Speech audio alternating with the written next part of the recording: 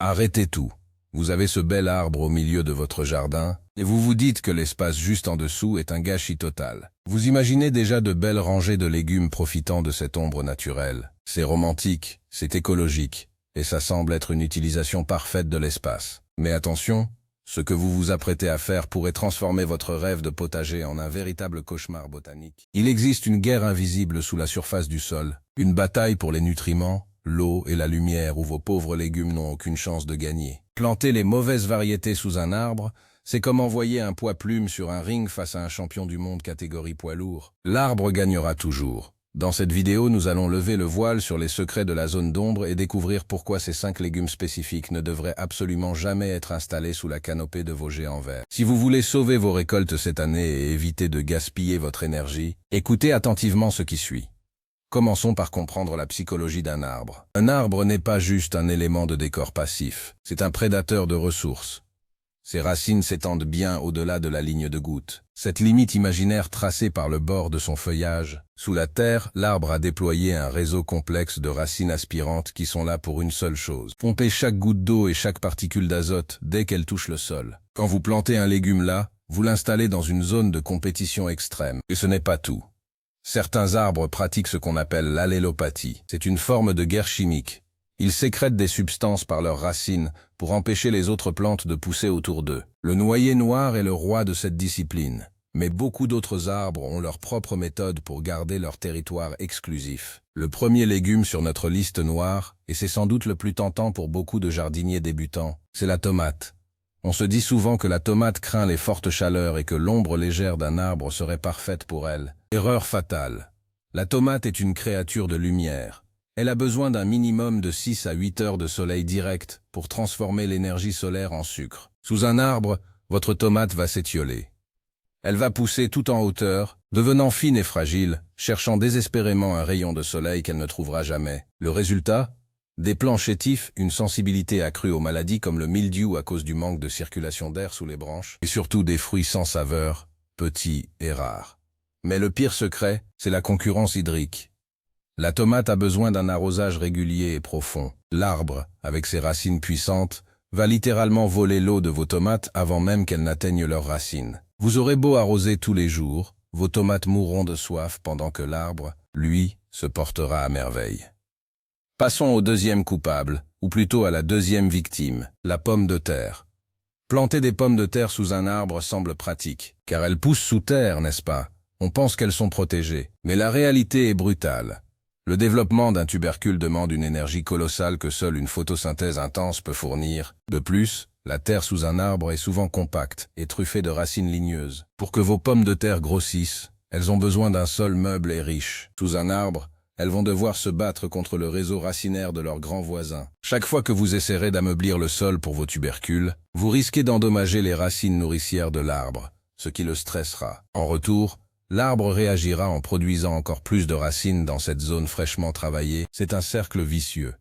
À la fin de la saison, au lieu de belles récoltes pour vos frites maison, vous ne déterrerez que des billes de la taille d'une noix, si vous avez de la chance. Le troisième légume à bannir absolument de l'ombre des arbres, ce sont les courges, et par extension, les courgettes et les citrouilles. Ces plantes sont des gourmandes absolues.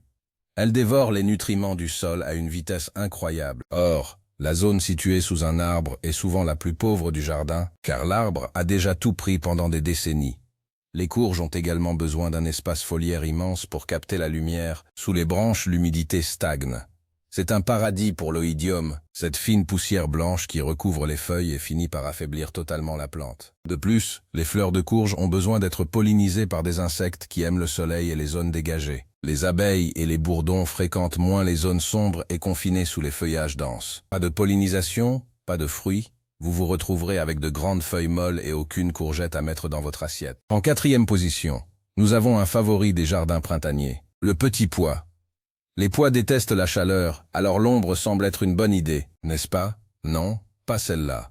Les petits pois ont une relation très particulière avec le sol. Ils fixent l'azote grâce à des bactéries sur leurs racines. Mais pour que ce processus fonctionne, ils ont besoin d'un sol qui se réchauffe vite au printemps. Sous un arbre, le sol reste froid et humide beaucoup trop longtemps. Cette humidité persistante combinée au manque de lumière va faire pourrir les graines avant même qu'elles n'aient eu le temps de germer correctement. Si elles germent, Les tiges seront si faibles qu'elles ne pourront pas s'accrocher à leur tuteur naturel. Les pois sont aussi très sensibles aux variations de nutriments. L'arbre va pomper tout le phosphore et le potassium dont les pois ont besoin pour fleurir. Vous aurez de la verdure, certes, mais des gousses vides ou inexistantes. Le cinquième légume, et c'est peut-être celui qui surprendra le plus, c'est le poivron.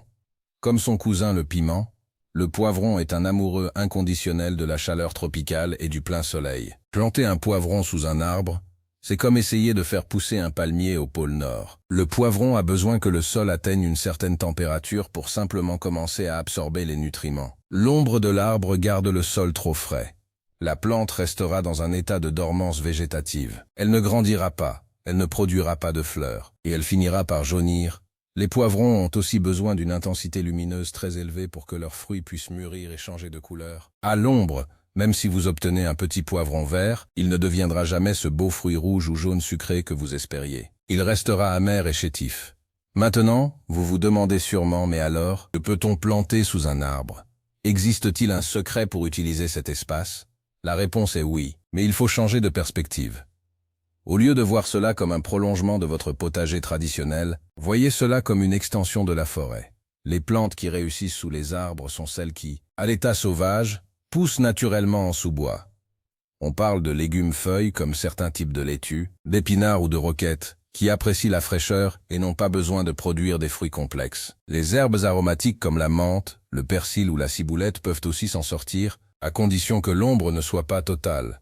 Mais oubliez les légumes racines ou les légumes fruits que nous venons de citer. Un autre secret que les grands jardiniers connaissent, c'est la gestion de la distance. Si vous tenez absolument à planter près d'un arbre, vous devez respecter la règle du triangle des ressources. Imaginez un triangle reliant la cime de l'arbre, les racines et le soleil. Si votre potager se trouve dans l'angle mort, il est condamné. La solution consiste parfois à utiliser des bacs surélevés avec un fond protecteur. Cela empêche les racines de l'arbre de remonter dans votre terreau riche pour voler les nutriments de vos légumes. Mais attention, même avec des bacs, le problème du manque de lumière reste entier. Vous devrez choisir des arbres au feuillage léger, comme les bouleaux ou certains arbres fruitiers, plutôt que des chênes ou des hêtres qui créent une obscurité presque totale. Parlons aussi de la santé de l'arbre lui-même. Beaucoup de gens pensent qu'en installant un potager sous un arbre, ils apportent de l'engrais et de l'eau qui profiteront aux deux. C'est une erreur de jugement.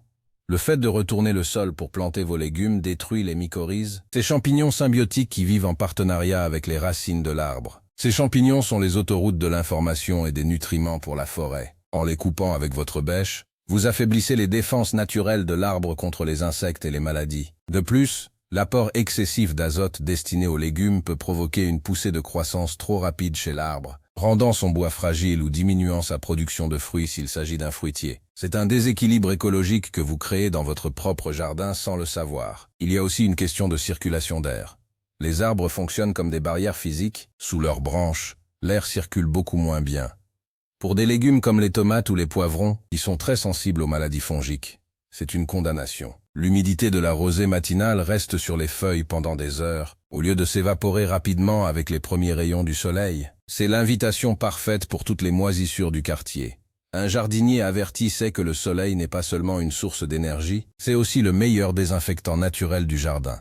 En privant vos légumes de cette lumière, vous les rendez vulnérables et vous vous condamnez à utiliser des traitements chimiques que vous vouliez probablement éviter en créant votre propre potager. Le secret des racines est sans doute le plus fascinant. Saviez-vous que les racines d'un arbre peuvent détecter la présence de zones riches en nutriments à plusieurs mètres de distance? Si vous creusez un trou sous un arbre, que vous le remplissez de compost bien mûr et que vous y plantez votre légume, l'arbre va le savoir presque instantanément.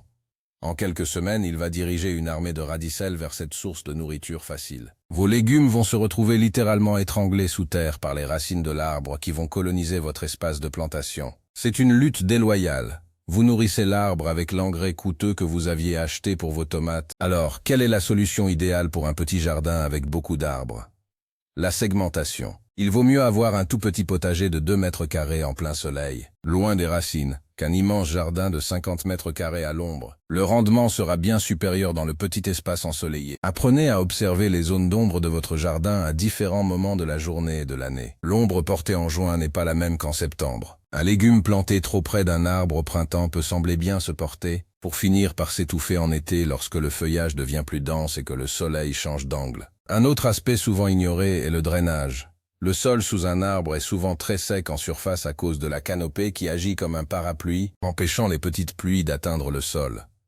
Mais en profondeur, si le sol est argileux, l'eau peut stagner à cause de la compaction causée par le poids et les racines de l'arbre. Les légumes détestent avoir les pieds dans l'eau tout en ayant les feuilles sèches. Ce stress hydrique constant empêche la plante de se développer normalement. En plantant sous un arbre, vous créez un environnement instable où les extrêmes se rejoignent. Trop sec un jour, trop humide le lendemain.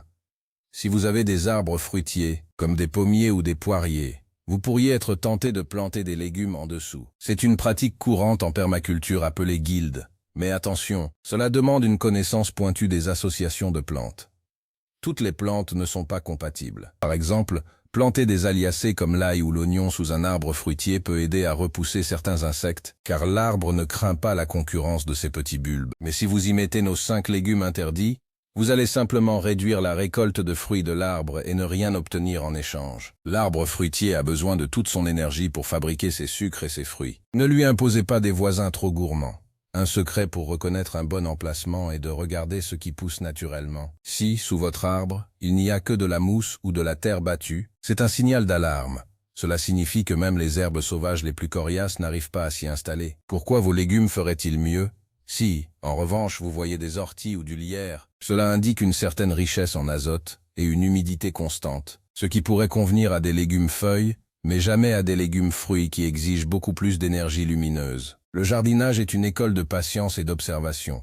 Vouloir forcer la nature à produire ce que l'on veut, là où on le veut, finit toujours par une déception. Les 5 légumes de notre liste, tomates, pommes de terre, courges, petits pois et poivrons, sont des athlètes de haut niveau qui ont besoin des meilleures conditions pour performer. Les mettre sous un arbre, c'est comme demander à un sprinter de courir dans la boue. Vous gaspillez vos semences, votre temps et votre compost. En résumé, gardez l'espace sous vos arbres pour ce qu'il est.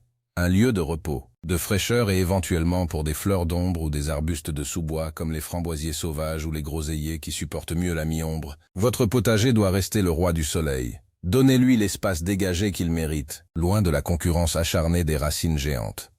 En respectant cette règle simple, vous verrez vos récoltes doubler de volume et vos plants rester en bonne santé sans effort supplémentaire. Il est aussi important de parler du cycle des saisons. Beaucoup de jardiniers se font piéger au début du printemps. En mars ou avril, les arbres n'ont pas encore leurs feuilles. La lumière passe à travers les branches nues et le sol semble bien éclairé. On s'empresse de planter. Puis, en mai, les bourgeons explosent. Les feuilles se développent en quelques jours et soudain, votre potager se retrouve plongé dans l'obscurité. C'est ce qu'on appelle le piège printanier. Le légume qui commençait sa croissance avec enthousiasme se retrouve stoppé net dans son élan. Pour éviter cela, visualisez toujours votre arbre avec son feuillage d'été avant de décider d'un emplacement de plantation. Le jardinage, c'est l'art de prévoir ce que l'on ne voit pas encore. Une autre astuce méconnue concerne le pH du sol sous les arbres. Les aiguilles de pin ou les feuilles de certains chênes peuvent rendre le sol plus acide sur le long terme en se décomposant. Or, la plupart de nos légumes préférés préfèrent un pH neutre ou légèrement basique. Planter vos légumes dans une terre acidifiée par des années de décomposition forestière va bloquer l'assimilation de certains minéraux essentiels, comme le calcium ou le magnésium. Même avec le meilleur engrais du monde, vos plantes seront en carence car elles ne pourront physiquement pas absorber les nutriments présents. L'arbre, lui, s'est adapté à ce pH au fil des siècles, mais pas votre tomate sélectionnée pour les potagers ensoleillés.